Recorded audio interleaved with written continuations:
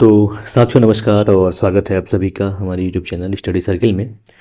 और इस वीडियो में हम बात कर रहे हैं यूपीएससी 2026 के लिए भारतीय इतिहास पर आधारित एक क्विज, जिसमें जो प्रश्न है देखें। पहला प्रश्न है हमारा कि रायगज केसरी और दयागज केसरी उपाधियां निम्नलिखित में से किस राजवंश से संबंधित हैं? गजपति, राष्ट्रकूट, काकतीय या विजयनगर। तो सही विकल्प हो जाएगा यहाँ पे काकतीय राजवंश। असल में जो रायगज केसरी और दयागज केसरी उपाधियां हैं यह काकतीय राजवंश से संबंधित है, जिसमें ये जो रायगज केसरी है इसकी उपाधि रुद्रमा देवी को प्राप्त है, जो और उन्हें यह उपाधि अपने पिता से विरासत में मिली थी और यह उपाधि जो है सिक्कों पर भी अंकित है। इसके अलावा जो दयागज केसरी है इसकी उपाधि प्रथम काकतीय शासक राजा रुद्र प्रताप को प्रदान की गई थी और काकतीय राजवंश में सिक्कों पर यह उपाधि अंकित की जाती थी। ठीक है, अब दूसरा प्रश्न देखेंगे हम। दूसरा प्रश्न है कि उस संगीतमय शिलालेख के स्थान का नाम बताइए जिसमें 7वीं या 8वीं शताब्दी ईस्वी में एक राजा द्वारा अपने शिष्यों के लाभ के लिए संगीतमय स्वरों को एक समूह में व्यवस्थित किया गया था। विकल्प है सिय्यामंगलम, एन्नेराम, उत्तर मेरूर या कुदुमियन मलाई। सही विकल्प यहाँ पे डी हो जाएगा कि ये संगीतमय शिलालेख का नाम जो है, मतलब जो शिलालेख जहाँ पे स्थित है उस जगह का नाम है कुदुमियन मलाई, जो कि तमिलनाडु राज्य में स्थित है। अब देखिए ये जो मंदिर है, मतलब जगह का नाम है पुदुकोट्टई, वहाँ एक मंदिर है जिसका नाम है कुदुमियन मलाई। इस मंदिर में शास्त्रीय रागों को अंकित किया गया था।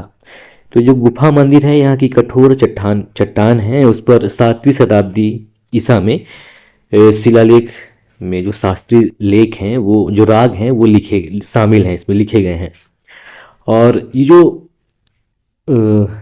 मंदिर है कुदुमियन मलाई मंदिर, यहाँ ये जो मंदिर है ये राजा महेंद्र वर्मन की संगीत रचना में निपुणता को दर्शाता है। और ऐसा कहा जाता है कि उन्होंने संगीर्णा संधि राग की एक नई रचना की और उसे देवनागरी लिपि में उत्कीर्ण कराया। और ऐसा भी कहा जाता है कि महेंद्र वर्मन, जिन्हें कि पल्लव प्रथम भी कहा जाता है, ने 630 से 660 ईस्वी के बीच इस स्थान पर शासन किया था। और ये जो संगीत संबंधी शिलालेख है यह 13 फीट चौड़ी और 14 फीट ऊंची लंबी चट्टानों पर उत्कीर्ण की गई है। और ये जो कुदुमियन मलाई मंदिर है यह पांड, चोल, वंधिरायधर, मुथराइयार और थोंडामदाइन जो थोंडाईमान जो राजा हुए हैं उनका प्रमुख स्थान था। हालांकि वर्तमान में ये जो स्थान है वो एएसआई के नियंत्रण में है, लेकिन जो तमिलनाडु की मानव संसाधन एवं संस्कृति विभाग है यह मंदिर और जो श्रद्धालु होते हैं उनकी देखरेख करता है। और जो सांस्कृतिक प्रेमी होते हैं यहाँ सुबह और शाम के समय उनको आने की अनुमति होती है। तो ये जो जगह है कुदुमियन मलाई, ये मंदिर, यहाँ पे संगीतमय शिलालेख स्थित है। ठीक है, तो डी विकल्प यहाँ पे सही होगा। अगला तीसरा प्रश्न है हमारा, सूची 1 का सूची 2 से मिलान करना है। सूची 1 में लेखक दिए गए हैं, सूची 2 में पुस्तक है। सूची 1 में लेखक की बात करें, अश्वघोष, ए वात्स्यायन, बी सी में है हाल और डी में है नागसेन। और पुस्तक है कामसूत्र गाथा सप्तशती, मिलिंद पन्हो, बुद्धचरित। बताना है कि इनमें से सही मिलान क्या है। तो सही विकल्प यहाँ पे ए हो जाएगा, 4, 1, 2, 3, यानी जो अश्वघोष हैं इन्होंने बुद्ध चरित्र लिखी थी। अश्वघोष की बात करें तो इनके द्वारा बुद्ध चरित्र लिखा गया था, जो कि एक संस्कृत का महाकाव्य है बुद्ध चरित्र जो है, और यह गौतम बुद्ध की काव्यात्मक जीवनी प्रस्तुत करता है। यह बौद्ध दर्शन से जुड़ी सबसे प्रारंभिक शास्त्रीय साहित्यिक रचनाओं में से एक मानी जाती है। वात्स्यायन की बात करें तो वात्स्यायन का जो है रचना वो कामसूत्र है। इनको कामसूत्र की रचना के लिए जाना जाता है, जो केवल आनंद पर एक नियमावली होने के बजाय मानवीय संबंधों, सामाजिक जीवन और नैतिकता पर एक व्यवस्थित और दार्शनिक ग्रंथ है। ठीक है। और हाल की बात करें तो हाल जो है ये गाथा सप्तशती की रचना है, जो कि सातवाहन वंश के शासक थे। इनके द्वारा गाथा सप्तशती की रचना की गई थी और यह प्राकृत छंदों का एक संकलन है, जो कि प्रारंभिक दक्कन समाज, भावनाओं और ग्रामीण जीवन की समृद्ध जानकारी हमको प्रदान करता है। वहीं नागसेन की बात करें तो नागसेन की रचना मिलिंद पन्हो है, जो कि एक संवाद युक्त ग्रंथ है और इसमें इंडो ग्रीक जो राजा थे जिनका नाम मिनांडर या मिलिंद, उनके बीच दार्शनिक जो प्रश्न उत्तर होते हैं उसका संकलन है। तो नागसेन ने मिलिंद पन्हो की रचना करी। ठीक है। अब अगला प्रश्न नंबर 4 देखेंगे हम। प्रश्न नंबर 4 है कि राजा राममोहन राय और ब्रह्म समाज के संबंध में निम्नलिखित कथनों पर विचार करें। पहला कथन है कि ब्रह्म समाज के संस्थापक राजा राममोहन राय को भारतीय पुनर्जागरण का जनक कहा जाता है। और दूसरा कथन है कि राममोहन राय ने वेदों और 5 उपनिषदों का बंगाली में अनुवाद किया।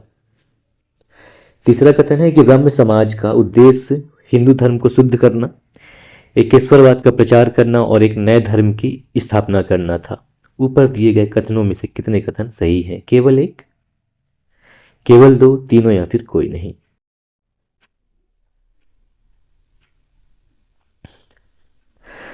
तो यहां पे देखेंगे जो पहला कथन है कि राजा राममोहन राय जो हैं ये ब्रह्म समाज के संस्थापक हैं और इनको भारतीय पुनर्जागरण का जनक कहा जाता है, सत्य है।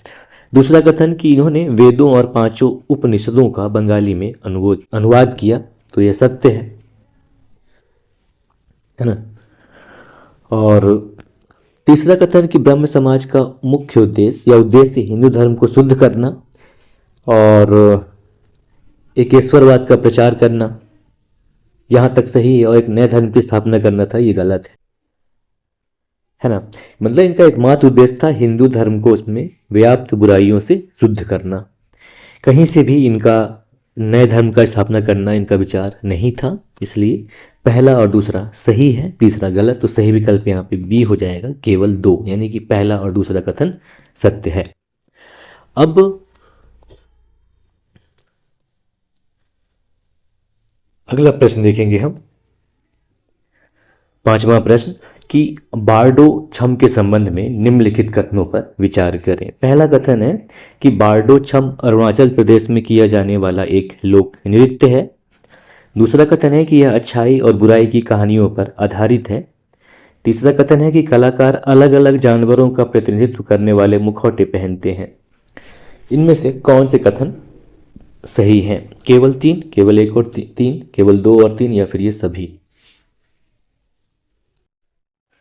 तो यहाँ पे बारडो छम की अगर हम बात करें तो बारडो छम जो है अरुणाचल प्रदेश में त्योहारों के समय प्रदर्शन करने किया जाने वाला एक लोक नृत्य है, जो कि बुराई पर अच्छाई की विजय का चित्रण दर्शाता है।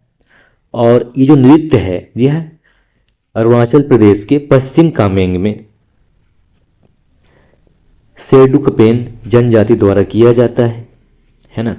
तो जो तीनों कथन हैं ये तीनों कथन सत्य हैं, इसलिए सही विकल्प यहाँ पे डी हो जाएगा, 1, 2 और 3। ठीक है। और अगला 6वां प्रश्न है कि हड़प्पा सभ्यता के दौरान धातु के काम के संबंध में निम्नलिखित कथनों पर विचार करें। पहला कथन है कि तांबा, टिन, सोना और चांदी स्थानीय स्तर पर आसानी से उपलब्ध थे, इसलिए इन्हें दूर दराज के स्थानों से आयात करने की आवश्यकता नहीं पड़ती थी, नहीं थी। दूसरा कथन है कि भारतीय उपमहाद्वीप में धातु विज्ञान के सबसे प्रारंभिक प्रमाण मेहरगढ़ स्थल से मिलते हैं। बताना है इसमें से कितने कथन सही हैं। तो पहला कथन देखेंगे। पहला कथन है कि तांबा, टिन और सोना और चांदी स्थानीय स्तर पर आसानी से उपलब्ध थे। ऐसा नहीं है, क्योंकि हड़प्पा सभ्यता में जो तांबा, टिन और सोना चांदी थे ये आसानी से उपलब्ध नहीं थे। बल्कि इन जैसे वस्तुओं को दूर दराज स्थानों से लाना पड़ता था। सिर्फ कुछ कच्ची सामग्रियां यहाँ स्पष्ट रूप से उपलब्ध थी। तो पहला कथन जो है ये गलत है। दूसरा कथन कि भारतीय उपमहाद्वीप में धातु विज्ञान के सबसे प्रारंभिक प्रमाण मेहरगढ़ स्थल से मिलते हैं। तो दूसरा कथन जो है ये सत्य है, क्योंकि भारतीय उपमहाद्वीप में धातु विज्ञान का जो सबसे प्रारंभिक प्रमाण है वो बलूचिस्तान के मेहरगढ़ स्थल से मिला है, जो कि लगभग 6,500 यानी कि 6500 ईसा पूर्व का है और प्रारंभिक हड़प्पा सभ्यता का हिस्सा माना जाता है। और ये प्रमाण ऐसे मिलता है कि एक बच्चे की कब्र से प्राप्त तांबे के एक छोटे मनके के रूप में मिलता है। तो यहाँ पे सिर्फ दूसरा कथन सही है, इसलिए सही विकल्प हो जाएगा केवल 2, बी विकल्प, है ना। अब प्रश्न नंबर 7 देखेंगे हम। प्रश्न नंबर 7 है कि निम्नलिखित में से कौन से उत्तर पूर्वी भारत के लोक नृत्य हैं, यानी कि 7 सिस्टर स्टेट के लोक नृत्य इनमें से कौन है? ढोल चोलम, बिहू, बागुरुम्बा, कुंभी। सही उत्तर चुनना है।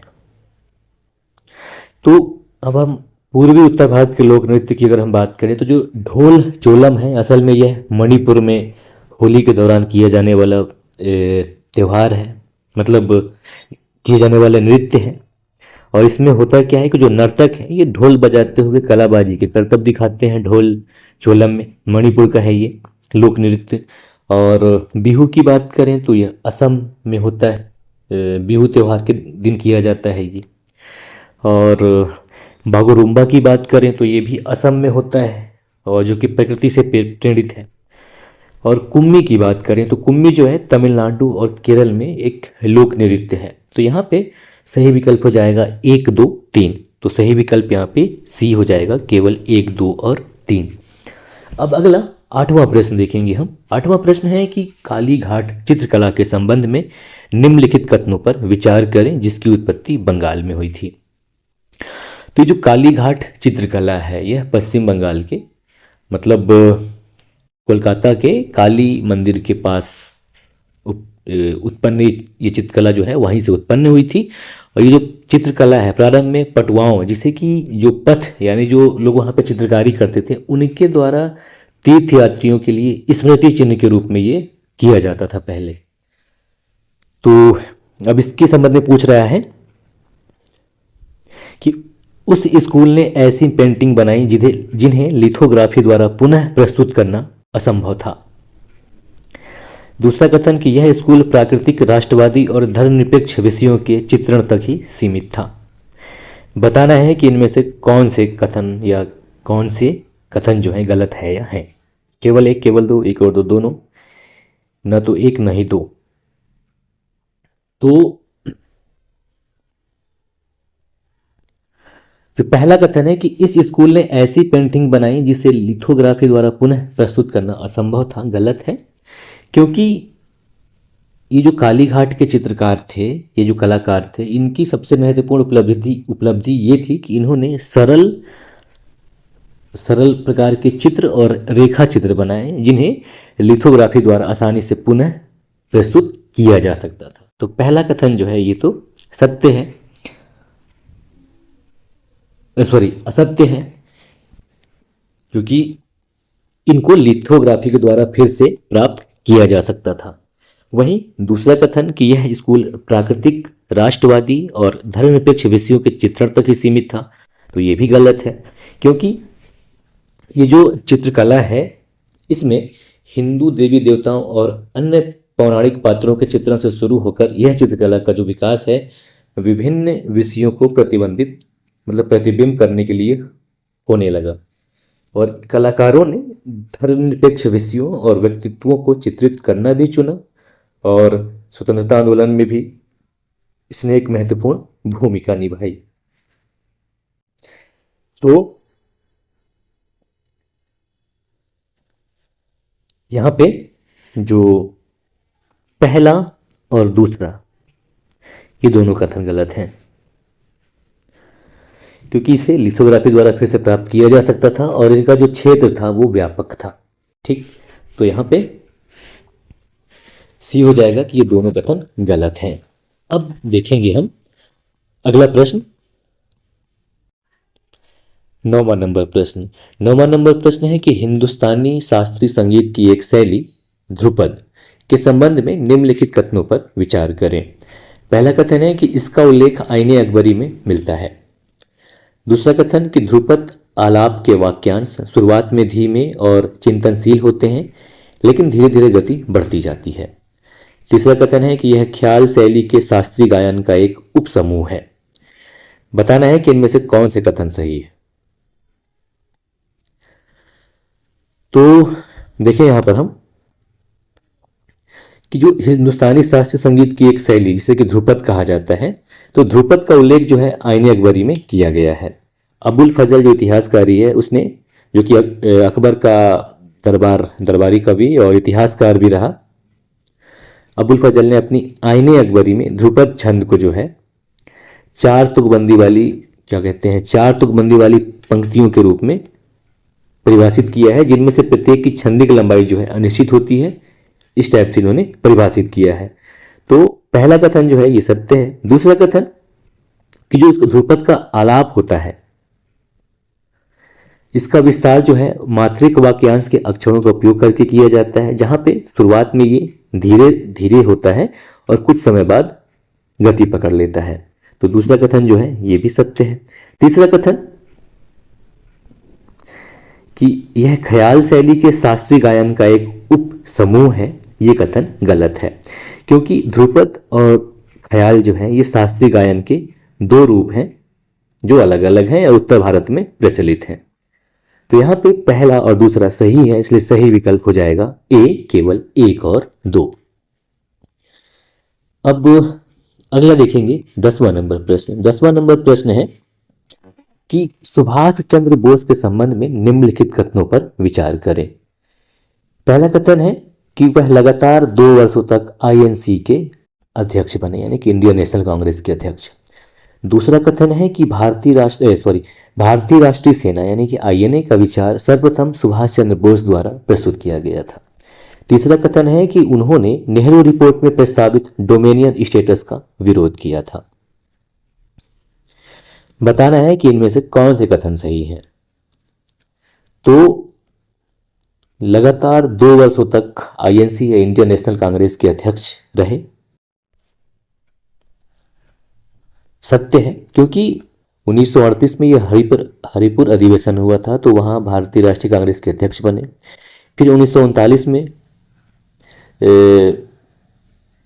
अध्यक्ष पद का पद ये जीते पट्टाभी सिद्धारमैया को हराकर। ये बात अलग है, गांधी जी के विरोध के बाद इन्होंने त्याग पत्र दे दिया था, लेकिन 2 बार तो थे ये। तो पहला कथन जो है सत्य है। दूसरा कथन कि भारतीय राष्ट्रीय सेना का विचार सर्वप्रथम सुभाष चंद्र बोस द्वारा प्रस्तुत किया गया था, ये गलत है, क्योंकि जो भारतीय युद्धबंदी थे यानी कि प्रिजनर ऑफ वार्स थे, उनसे सेना बनाने का विचार जो है सर्वप्रथम या मूल रूप से कैप्टन मोहन सिंह का था, जो एक भारतीय सेना अधिकारी थे और जिन्होंने मलाया में पीछे हट रही ब्रिटिश सेना में शामिल न होने का फैसला किया था। तो जापानी थे, इन्होंने भारतीय युद्धबंदियों को मोहन सिंह के हवाले कर दिया, जिन्होंने उन्हें भारतीय राष्ट्रीय सेना में भर्ती करने का प्रयास किया। तो दूसरा कथन गलत है। और तीसरा कथन कि इन्होंने नेहरू रिपोर्ट में प्रस्तावित डोमेनियन स्टेटस का विरोध किया था, तो ये सत्य है, क्योंकि 1928 में जब नेहरू रिपोर्ट प्रकाशित की गई थी, तो उसमें जो डोमेनियन स्टेटस का प्रस्ताव था उसका सुभाष चंद्र बोस ने विरोध किया था। तो पहला और तीसरा यहाँ पे सही है, इसलिए सही विकल्प यहाँ पे बी हो जाएगा। अगला प्रश्न नंबर 11वां है हमारा कि कर्नाटक युद्धों के संदर्भ में निम्नलिखित कथनों पर विचार करें। पहला कथन है कि प्रथम कर्नाटक युद्ध 1744 से 1748 ऑस्ट्रियाई उत्तराधिकार युद्ध के कारण शुरू हुआ था। दूसरा कथन, वांडीवास की लड़ाई ने भारत में अंग्रेजों के लिए फ्रांसीसी खतरे का अंत कर दिया। बताना है कि इनमें से कौन से कथन गलत हैं। तो पहला कथन देखेंगे कि प्रथम कर्नाटक युद्ध या फर्स्ट कर्नाटिका वार 1744 से 1748 ये ऑस्ट्रियाई उत्तराधिकार युद्ध के कारण ही शुरू हुआ था। तो पहला कथन तो सत्य है। और दूसरा कथन कि वांडीवास की लड़ाई ने भारत में अंग्रेजों के लिए फ्रांसीसी खतरे का अंत कर दिया, तो ये भी सत्य है, क्योंकि वांडीवास की लड़ाई ने फ्रांसीसियों को वास कर दिया था अंग्रेजों के लिए तो यहाँ पे दोनों कथन सत्य हैं, तो सही विकल्प यहाँ पे डी हो जाएगा कि ना ही एक ना ही दो, दोनों में से कोई कथन गलत नहीं है ना। अब अगला प्रश्न देखेंगे हम, प्रश्न नंबर 12। प्रश्न नंबर 12 है कि राजा राम मोहन राय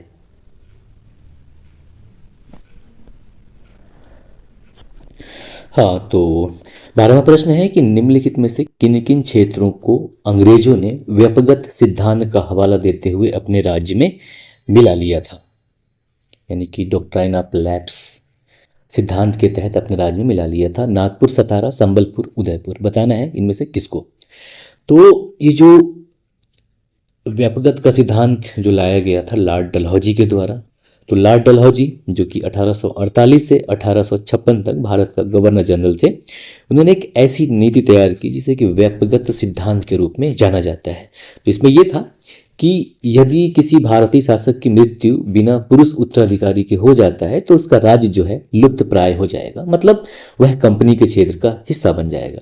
इसी सिद्धांत को लागू करते हुए एक के बाद एक करके कई राज्यों को अपने अधीन कर लिया गया, जिसमें सतारा, सबसे पहले सतारा को किया गया था 1848 में, इसके बाद संबलपुर को किया गया 1850 में, और उदयपुर को किया गया 1852 में, और नागपुर को 1853 में किया गया था।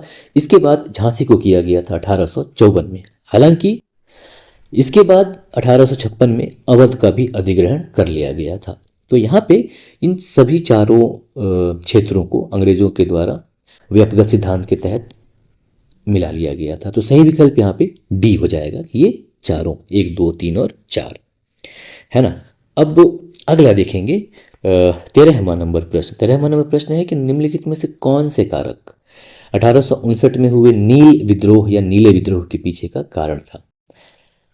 पहला का कारण दिया है कि किसानों को खाद्य फसलों के बजाय नील की खेती करने के लिए मजबूर किया गया था। दूसरा, नील की खेती के लिए किसानों को दादोन नामक ऋण प्रदान किए जाते थे जिस पर ब्याज दर बहुत अधिक होता था। तीसरा, कि अंग्रेजों द्वारा अपनी औद्योगिक परियोजनाओं के लिए कृषि भूमि का अधिग्रहण। कौन से कथन सही है? तो यहाँ पे तो बिल्कुल जो पहला कथन है वो सत्य है, दूसरा ये भी सत्य है, तीसरे से कोई उसका लेना देना नहीं है ना। तो यहाँ पे सही विकल्प हो जाएगा ए, केवल 1 और 2, यानी कि नील विद्रोह होने के पहला और दूसरा कारण जिम्मेदार था। हालांकि बंगाल में जो है नील की खेती जो है 1777 में प्रारंभ हो गई थी, और जब ब्रिटिश सत्ता का विस्तार हुआ तो यूरोप में नीले रंग की यानी कि नील की उच्च मांग के कारण नील की खेती पर जोर दिया गया। और तो यही है, तो जो मेन असल में जो ऋण दिया जाता था, दादोन ऋण जो था, इस पर ब्याज दर बहुत अधिक होता था। इस ऋण ने लोगों को बिल्कुल कर्ज में डुबा दिया, इसकी वजह से विद्रोह जो है भड़क उठा था। ठीक है, तो यहाँ पे सही विकल्प ए हो जाएगा, केवल 1 और 2। अब अगला 14वां नंबर प्रश्न देखेंगे हम। 14वां नंबर प्रश्न है कि भारत में गुप्त शासन के संबंध में निम्नलिखित कथनों पर विचार करें। पहला कथन कि प्रयाग प्रशस्ति, जिसे इलाहाबाद स्तंभ शिलालेख के नाम से भी जाना जाता है, की रचना हरिसेन ने की थी। दूसरा, बाणभट्ट समुद्रगुप्त के दरबारी कवि थे। तीसरा, प्रयाग प्रशस्ति की रचना समुद्रगुप्त की प्रशंसा में की गई थी। दिए गए कथनों में से कितने कथन सही हैं? केवल 1, केवल 2, तीनों या फिर कोई नहीं। तो पहला कथन जो है कि प्रयाग प्रशस्ति, जिसे इलाहाबाद स्तंभ शिलालेख के नाम से भी जाना जाता है, की रचना जो है हरिसेन के द्वारा की गई थी, ये तो सत्य है ना, पहला कथन। और दूसरा कथन कि बाणभट्ट जो है समुद्रगुप्त के दरबारी कवि थे, तो ऐसा नहीं है। बाणभट्ट जो है ये क्या नाम है उनका, हर्षवर्धन, उनके दरबारी कवि थे, है ना। और प्रयाग प्रशस्ति की रचना समुद्रगुप्त की प्रशंसा में की गई थी। तो प्रयाग प्रशस्ति की रचना, तो जो तीसरा कथन है ये सत्य है कि प्रयाग प्रशस्ति की रचना जो है समुद्रगुप्त की प्रशंसा में की गई थी, और ये संस्कृत में लिखा गया था। चंपू काव्य शैली इसकी, मतलब क्या बोलते हैं, इसकी शैली जो है चंपू काव्य शैली है। और इसी में यानी कि जो प्रयाग प्रशस्ति में है, इसी में ही समुद्रगुप्त को भारत का नेपोलियन के रूप में बताया गया है। मतलब ये जो प्रयाग प्रशस्ति है इसी से प्रेरित होकर विंसेंट ने, क्या नाम है उनका, विंसेंट स्मिथ, इनके द्वारा समुद्रगुप्त को भारत का नेपोलियन कहा गया था। तो यहाँ पे जो पहला कथन है ये सत्य है और तीसरा कथन सत्य है, तो सही विकल्प यहाँ पे बी हो जाएगा, केवल 2। अब अगला 15वां प्रश्न है कि निम्नलिखित कथनों पर विचार करें।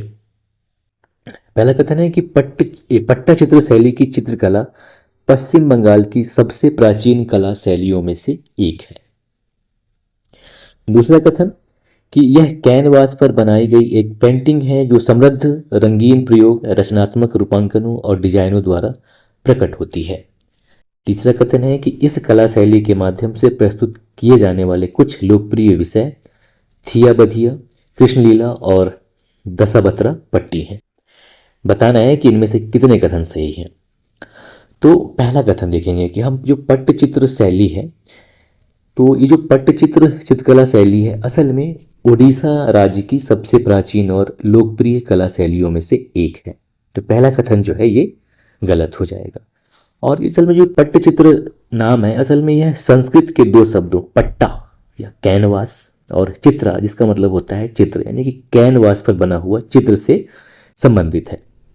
तो ये जो पट्टा चित्र है ये कैनवास पर बनाए जाने वाली एक चित्रकला है जिसमें रंगों का भरपूर प्रयोग किया जाता है और रचनात्मक रूपांकन, डिजाइन और सरल विषयों का चित्रण होता है, और जो अधिकतर मतलब पौराणिक कथाओं पर आधारित होता है। तो जो पहला कथन है ये गलत है, क्योंकि पश्चिम बंगाल का नहीं बल्कि उड़ीसा का सबसे प्राचीन कला शैलियों में से एक है। तो पहला गलत, दूसरा सत्य है।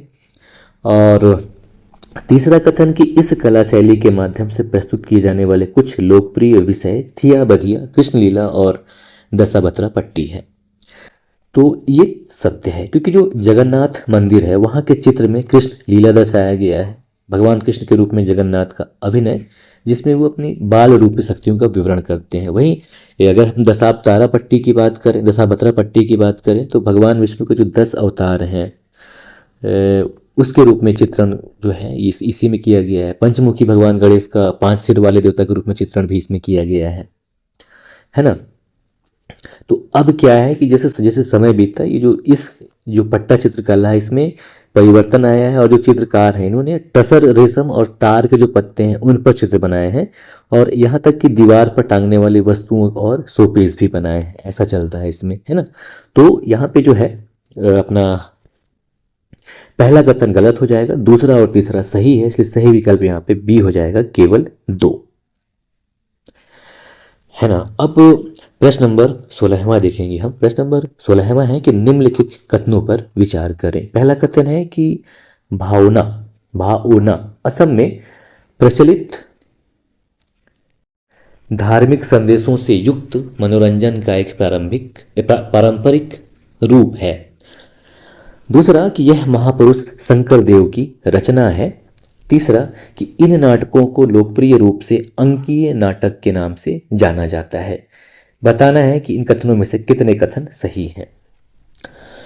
तो अब हम बात करें भावना की, तो भावना जो है असल में असम में प्रचलित धार्मिक संदेशों से युक्त मनोरंजन का एक पारंपरिक रूप है, जो कि इसके इतिहास की अगर हम बात करें तो यह 16वीं शताब्दी के आरंभ में महापुरुष शंकर देव द्वारा रचित नाटकों से शुरू होता है, और ये अंकी नाट के नाम से भी लोकप्रिय हैं। और ये जो भावना है इसकी रचना शंकर देव ने की थी। ये असमिया और बजरावली भाषाओं में लिखे गए हैं। तो यहाँ पे तीनों कथन सही हैं, तो सही विकल्प यहाँ पे सी हो जाएगा, तीनों, पहला, दूसरा और तीसरा, है ना। अब 17वां प्रश्न देखेंगे हम। 17वां प्रश्न है कि हाथी गुम्फा शिलालेख के संबंध में निम्नलिखित कथनों पर विचार करें।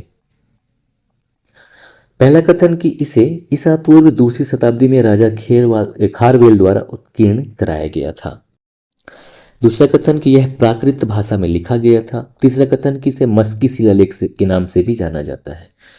तो पहला कथन जो है हाथी गुम्फा शिलालेख के संबंध में ये सत्य है कि ईसा पूर्व दूसरी शताब्दी में राजा खारवेल द्वारा उत्कीर्ण कराया गया था।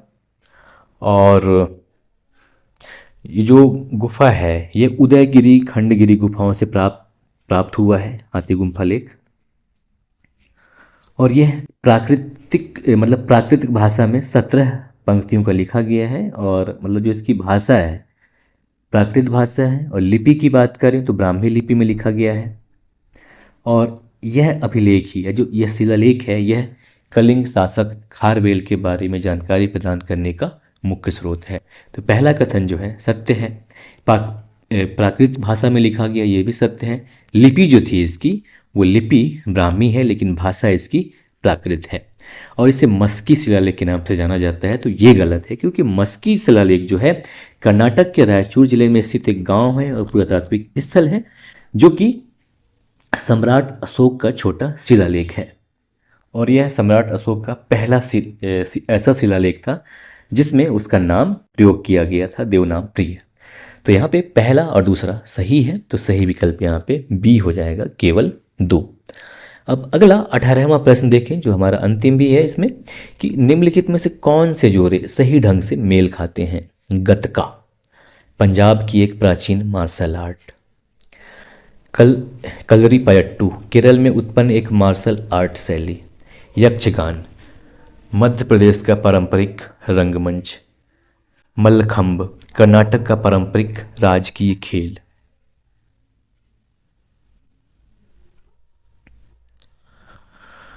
तो यहाँ पे पहला दूसरा सही है, तीसरा चौथा गलत है, उल्टा पुल्टा हो गया मतलब तीसरे चौथे में। तो अगर हम देखिए गतका की बात करें तो यह एक भारतीय मार्शल आर्ट है जो कि पंजाब के सिख और उत्तरी पाकिस्तान के पहाड़ी क्षेत्रों के तनोली और गुर्जर समुदायों से जुड़ा हुआ है जो इस मार्शल आर्ट के एक प्राचीन रूप का अभ्यास करते हैं। तो पंजाबी नाम गतका का सही अर्थ होता है लकड़ी की छड़ी जिसका उपयोग इसमें किया जाता है।